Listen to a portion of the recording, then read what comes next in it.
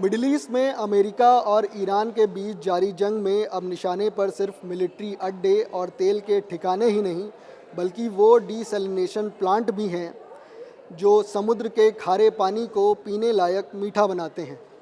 बीते शुक्रवार को ईरान की तरफ से हुए हमले में कुवैत के डिसैलिनेशन प्लांट को नुकसान पहुंचा है। ऐसे में सवाल है कि जो डिसैलिनेशन प्लांट समुद्र के खारे पानी को लोगों के पीने लायक बनाते हैं उन पर हमले से क्या हासिल होगा, और दूसरा सवाल ये भी है कि क्या युद्ध की आड़ में एक नए तरह का मानवीय संकट खड़ा करने की कोशिश की जा रही है। नमस्कार, मेरा नाम है विनय त्रिवेदी और अनएडिटेड के इस वीडियो में आपका स्वागत है। तो सबसे पहले आपको बता देते हैं कि अब जो ईरान अमेरिका के बीच जंग हो रही है, अमेरिका ईरान पर हमले करता है, उनके मिलिट्री ठिकानों को निशाने बनाता है, तो दूसरी तरफ जब ईरान पलटवार करता है तो वो खाड़ी देश जितने भी हैं, बहरीन है, कुवैत है, कतर है, सऊदी अरब है, उसमें अमेरिका के मिलिट्री ठिकानों को निशाना बना रहा है। ऐसा ईरान की तरफ से कहा जा रहा है। लेकिन अब खबरें यह आ रही हैं कि ईरान और बाकी खाड़ी देशों में जो डिसैलिनेशन प्लांट हैं, यानी कि जो ऐसे प्लांट जो समुद्र के खारे पानी को मीठा बनाते हैं, लोगों के पीने लायक बनाते हैं, उनको भी निशाना बनाया जा रहा है। हालांकि दोनों देश इस बात से इनकार कर रहे हैं, दावों को खारिज कर रहे हैं, लेकिन जो सच्चाई है वो अब हम इस वीडियो में आपको बताते हैं। दरअसल हुआ यूँ कि बीते शुक्रवार को ईरान की तरफ से ड्रोन और मिसाइल हमले किए गए और उसमें कुवैत का पावर और डिसैलिनेशन प्लांट उसकी चपेट में आ गया, इससे नुकसान हुआ। ऐसे ही पहले कुछ हमले बहरीन और ईरान में भी हो चुके हैं और इसके पलटवार में ये हुआ है। तो सबसे पहले हम आपको बता देते हैं कि पिछले कुछ दिनों में कहाँ कहाँ डिसैलिनेशन प्लांट पर हमले हुए हैं। तो ताज़ा हमले की बात करें तो यानी 17 जुलाई 2026 को कुवैत में शुआइबा पावर प्लांट और डिसैलिनेशन कॉम्प्लेक्स को निशाना बनाया गया और इसकी वजह से कई इलेक्ट्रिसिटी प्रोडक्शन को नुकसान हुआ। उससे पहले ईरान पर हमला हुआ था मार्च में, तब केश्म आइलैंड को निशाना बनाया गया था। वहाँ जो डिसैलिनेशन प्लांट था उस पर हमले के दावे किए गए थे। हालांकि तब अमेरिका और इजराइल दोनों ने इससे इनकार कर दिया गया था और इसकी वजह से करीब 30 गांवों की जो वाटर सप्लाई है उस पर असर पड़ा था। ईरान में एक बार फिर अप्रैल 2026 में डिसैलिनेशन प्लांट पर हमला हुआ था। इस बार निशाना बनाया गया था असालुये पार्स पेट्रोकेमिकल कॉम्प्लेक्स को और इसकी वजह से भी बिजली और डिसैलिनेशन के काम में बाधा आई थी। बहरीन में भी मार्च में एक प्रमुख डिसैलिनेशन प्लांट को निशाना बनाया गया था और इससे उस प्लांट को क्षति हुई थी। कुवैत में मार्च के आखिर में और अप्रैल की शुरुआत में Doha waste water and water desalination plant पर हमला हुआ था और इसकी वजह से प्रशासन को एक आपातकालीन योजना लागू करनी पड़ी थी। हालांकि वाटर सप्लाई फिर भी जारी रही थी। और संयुक्त अरब अमीरात की बात करें तो मार्च में यहाँ के फुजैरा F1 प्लांट और दुबई के जेबल अली डिसैलिनेशन प्लांट को निशाना बनाया गया था और इसकी वजह से वाटर सप्लाई में बाधा हुई थी। अब हम आपको बता देते हैं कि डिसैलिनेशन प्लांट हैं क्या, असल में ये कैसे काम करता है। तो आप ये समझ लीजिए कि डिसैलिनेशन प्लांट जो है ज़्यादातर तटीय इलाकों में बनाए जाते हैं। मतलब जो भी देश है जो समुद्र के पास वाला इलाका है वहाँ पर इसे स्थापित किया जाता है और ये समुद्र के खारे पानी को मशीनों के द्वारा उसमें मीठा किया जाता है।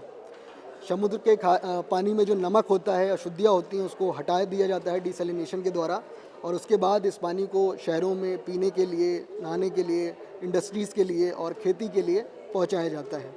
और जैसा कि आप जानते हैं कि खाड़ी देश ज़्यादातर रेगिस्तानी इलाका है, तो वहाँ मीठे पानी का स्रोत नहीं है या कम है, तो इसकी वजह से ही डिसैलिनेशन प्लांट की ज़रूरत बहुत ज़्यादा है और इन देशों की निर्भरता पीने के पानी के लिए खासकर बहुत ज़्यादा है।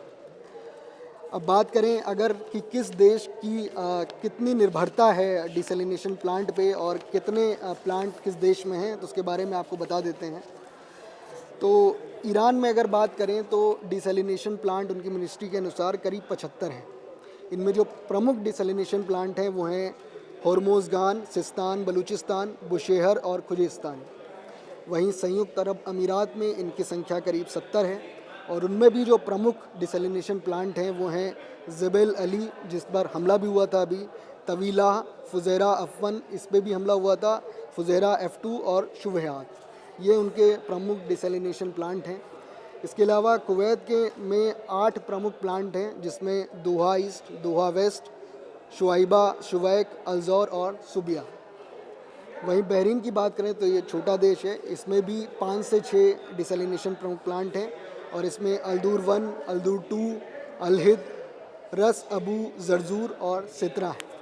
तो ये सारे डिसलिनेशन प्लांट हैं जिनके ज़रिए पीने का पानी इन देशों को मिलता है। वहीं अगर ईरान की बात करें, जो युद्ध में दूसरी तरफ खड़ा दिखाई देता है, तो उसके पास बाकी पूरे देश में तो मीठे पानी के काफ़ी स्रोत हैं, लेकिन जो उसका दक्षिणी इलाका है, यानी जो स्ट्रेट ऑफ हॉर्मुज़ की तरफ का इलाका है, तटीय इलाका है, और उसमें जो आइलैंड है उसके पास, उसमें उसको डिसलिनेशन प्लांट की ज़रूरत पड़ती है, क्योंकि वहाँ मीठे पानी के और कोई स्रोत नहीं है।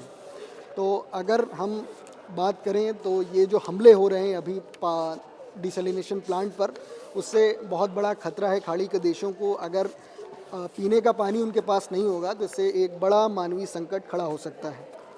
अब मैं एक रिपोर्ट आपको बताता हूँ अरब सेंटर वाशिंगटन डीसी की, जो उसने अलग अलग देशों की मिनिस्ट्री के आंकड़े के आधार पर तैयार की है।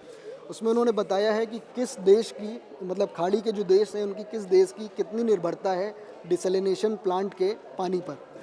तो अगर बात करें तो इसमें सबसे ऊपर बहरीन, कुवैत और कतर दिखाई देते हैं। इन देशों की डिसलिनेशन प्लांट के पानी पर निर्भरता 90 से 99% तक है। मतलब इनके पास जो अपना मीठे पानी का स्रोत है, जो डिसलिनेशन प्लांट से नहीं है, वो बिल्कुल भी ना के बराबर है, और लगभग जो इनका पूरा पानी है पीने का, वो इस डिसलिनेशन प्लांट के ज़रिए ही उनको मिलता है। वहीं अगर बात करें ओमान की, तो इसकी डिसलिनेशन प्लांट पर निर्भरता करीब 86% है, और इनका पीने के पानी का ज़्यादातर हिस्सा इस डिसलिनेशन की प्रक्रिया के ज़रिए ही उनको मिलता है। वहीं अगर सऊदी अरब की बात करें तो करीब 70% पानी इन्हें डिसलिनेशन प्लांट्स के ज़रिए ही मिलता है, और संयुक्त अरब अमीरात की बात करें तो इसकी जो निर्भरता है डिसलिनेशन प्लांट पर, वो करीब 42% है। लेकिन जो इसके प्रमुख शहर हैं वहाँ डिसलिनेशन प्लांट के ज़रिए ही पानी पहुँचता है, और अगर वो ना हो तो इनके प्रमुख शहरों में दिक्कत आ सकती है। अब आपको बता देते हैं कि अगर प्लांट पर हमला होता है तो ये ख़तरनाक क्यों बताया जा रहा है। तो इसकी बात यह है कि अगर डिसलिनेशन प्लांट पर हमले होंगे और पीने का पानी नहीं मिल पाएगा, मतलब जो प्रक्रिया है पूरी की, समुद्र के पानी को पहले मशीनों में डाला जाता है और वो उससे नमक और अन्य अशुद्धियाँ निकाली जाती हैं, अगर वो नहीं होगा तो इससे वाटर सप्लाई प्रभावित होगी और लाखों लोगों के सामने पीने के पानी का संकट खड़ा हो जाएगा। अस्पतालों, इंडस्ट्रीज़ में इसकी वजह से दिक्कत होगी। और एक और चीज़ है कि डिसलिनेशन प्लांट के साथ ही बिजली का भी उत्पादन होता है। तो अगर डिसलिनेशन प्लांट पर हमला होगा तो इसकी वजह से बिजली की सप्लाई भी बाधित होगी, बिजली और बना नहीं पाएंगे देश। इसके अलावा फिर जब बिजली प्रभावित होगी तो और भी इंडस्ट्रीज़ हैं, रिफाइनरी है, उसमें दिक्कत आएगी।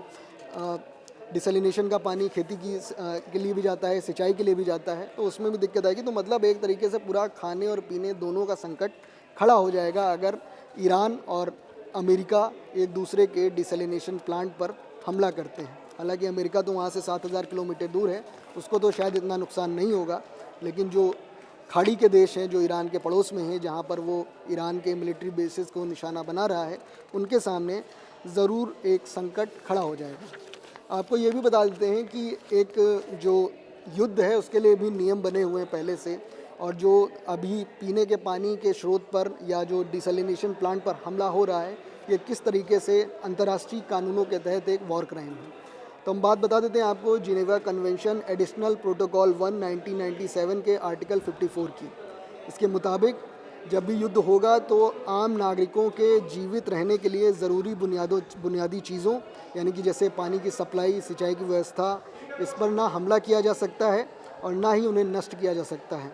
इसके अलावा इसको रोकने या किसी तरीके से बाधित करने पर भी रोक है। अगर युद्ध के दौरान नागरिकों को भूखा प्यासा मारने के मकसद से जल स्रोतों को निशाना बनाया जाता है तो ये अंतर्राष्ट्रीय कानून के तहत वॉर क्राइम है। तो आप समझ सकते हैं कि ये कितनी बड़ी एक आपदा हो सकती है अगर लगातार ईरान और अमेरिका दोनों की तरफ से ईरान में और खाड़ी के देशों में निशाना बनता है। हालांकि दोनों देश ने अभी तक यही कहा है कि हमने निशाना नहीं बनाया है, जो मिसाइलों के मलबा या ड्रोन का कोई मलबा गिरा उसी से नुकसान हुआ है। तो कुल मिलाकर बात यही है कि अगर आगे भी चोरी छुपे या नकारते हुए भी डिसलिनेशन प्लांट पर हमला जारी रहता है तो इससे आगे चलकर एक नई आपदा मिडिल ईस्ट में खड़ी हो सकती है। तो मिडिल ईस्ट की जंग और वाटर क्राइसिस को लेकर हमारा ये वीडियो कैसा लगा आप कमेंट करके बता सकते हैं।